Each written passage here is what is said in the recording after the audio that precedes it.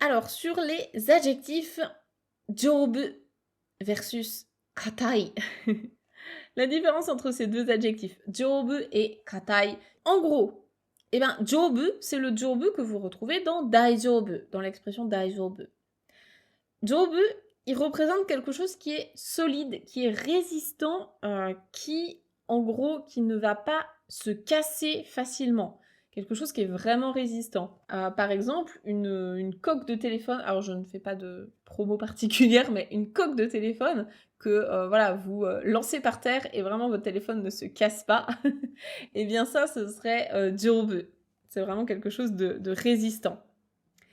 Voilà, qui casse pas facilement. En fait, vous pouvez vraiment vous dire ça, job, c'est quelque chose qui ne casse pas facilement.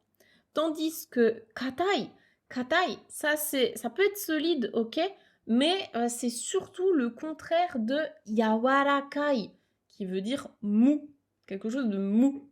Donc, c'est vraiment, si on reprend la coque de téléphone, hop, si vous tapez dessus, bah, là, typiquement, la coque en elle-même, elle est un peu cataille, mais pas tant que ça. Donc si on prend un meuble, c'est vraiment quelque chose sur lequel vous ne vous enfoncez pas dedans.